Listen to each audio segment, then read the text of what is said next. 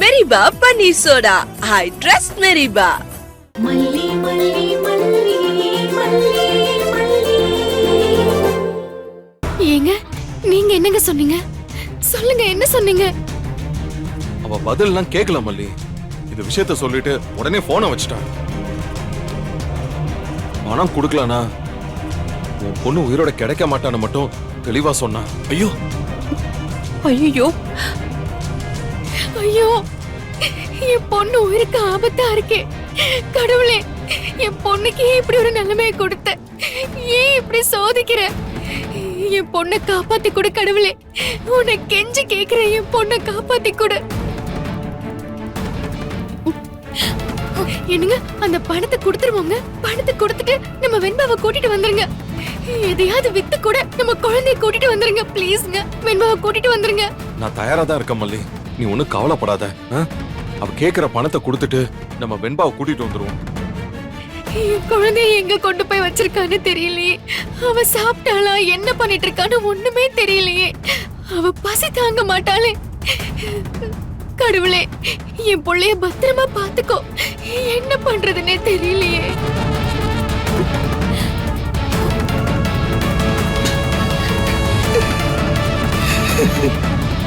Mister Kathiresan, இங்க எல்லாரும் அழலாம், ஆனா நீங்க மட்டும் அழக்கூடாது. ஏன்னா நீங்க செஞ்சது மிகப்பெரிய துரோகம். நான் என்ன பண்ணேன்? நான் என்ன பண்ணேனா? எத்தனை தடவை சொன்ன உங்ககிட்ட அவ ரேணுகா இல்லன்னு? கொஞ்சமாச்சும் காது கொடுத்து சொன்னதை கேட்டீங்களா? எங்களை தான் வெட்டுவோம் குத்துவோன்னு சொன்னீங்க. இப்போ எல்லாத்துக்கும் சேர்த்து ஆப்பு வச்சுட்டு போயிட்டால அவ. நம்ம குடும்பத்துல இருக்கிறவங்க எல்லாம் சொல்லிக்கிட்டே இருக்காங்களே, போராடுறாங்களே, எங்க எங்கயோ அலையறாங்களேன்னு கொஞ்சமாவது நினைச்சு பாத்தீங்களா? நீங்க கொஞ்சம் யோசனை பண்ணிருந்தீங்கன்னா இன்னைக்கு இந்த பிரச்சனை வந்திருக்காது. நீங்க எல்லாரும் சேர்ந்துதான் வெண்பாவை தொலைச்சிருக்கீங்க. நீங்க எல்லாரும் தான் குற்றவாளி. எங்க வேணாலும் வந்து சொல்வேன்.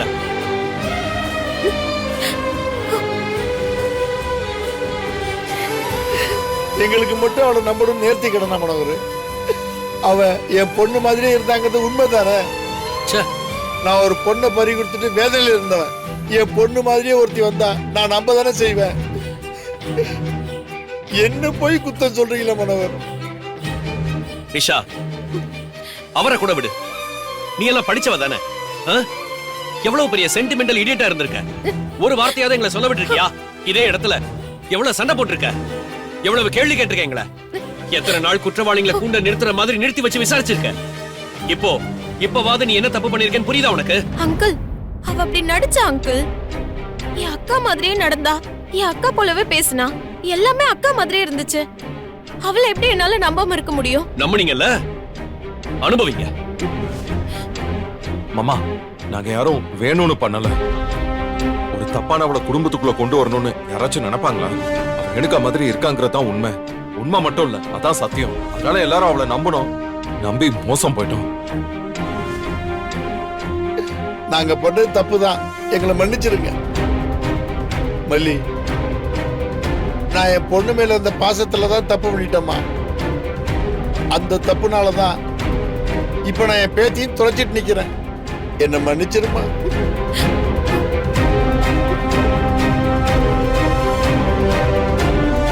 ஏங்க, நீங்க இப்படி இருக்கீங்க? அந்த பணத்தை ஏற்பாடு பண்ணி அவ மூஞ்சில தூக்கி எறிஞ்சிட்டு நம்ம வெண்பாவை கூட்டிட்டு வாங்க. இதுக்கு மேல என்னால தாங்க முடியாதுங்க. என் வெண்பாவை கூட்டிட்டு வந்துருங்க. நீ கவலைப்படாத மல்லி, நான் பணத்துக்கு ஏற்பாடு பண்ணிடுறேன். நான் வெண்பா கூட்டிட்டு வந்துருவேன். நீ எதுவும் கவலைப்படாத. ஆமா, பணத்தோட அவ எங்க வர சொல்லிருக்கா? அது தெரியல. பணத்தை ரெடி பண்ணி வையே, கூப்பிடுறேன்னு தான் சொல்லியிருக்கேன்.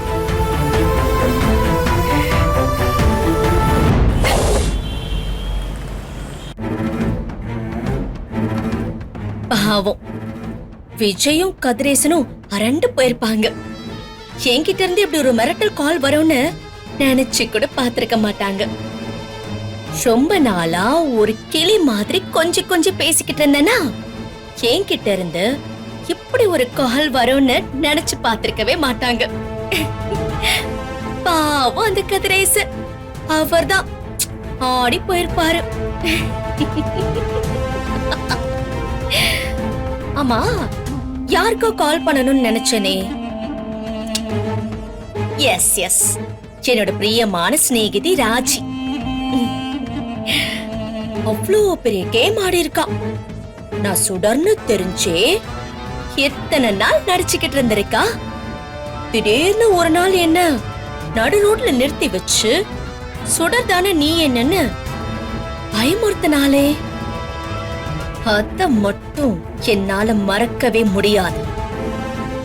என் வாழ்க்கையில யார வேணும்னாலும் மன்னிச்சிருவேன். என்ன பயமுறுத்தி நடுங்க வச்சவங்கள மட்டும் மன்னிக்கவே மாட்டேன். இப்ப அவளுக்கு என்ன பண்றேன்னு பாரு.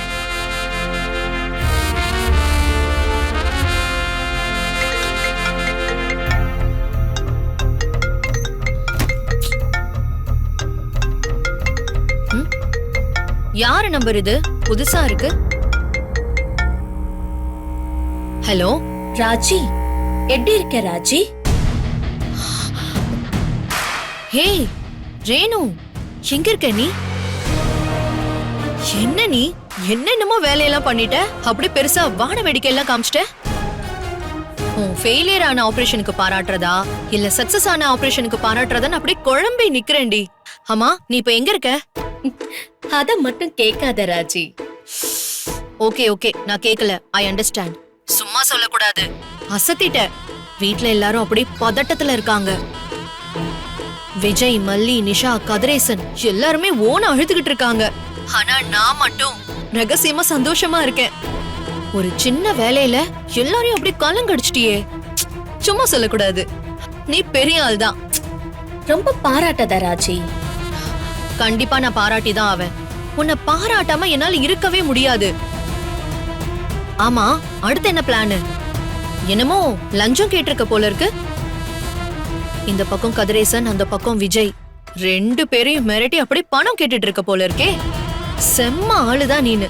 2 பக்கம் இல்ல ராஜி, 3 பக்கம் மிரட்டி கேக்குறேன். 3 பக்கமா? ஆமா, அந்த 3வது ஆள் யாரு எனக்கு தெரியாம? 3வது ஆள் யாருன்னு தெரிஞ்சா உண்மையிலே நீ செதறிடுவ ராஜி. ஐயோ, எனக்கு பயங்கர கியூரியஸா இருக்கு. யார் ரேணு? வேற யாரு? நீதான் ராஜி. ஹே, சும்மா ஜோக் அடிச்சிட்டு இருக்காத. அந்த 3வது ஆள் யாருன்னு எனக்கு சொல்ல ப்ளீஸ். 3வது ஆள் நீதான், புரியலையா? என்ன? 3வது ஆள் நானா?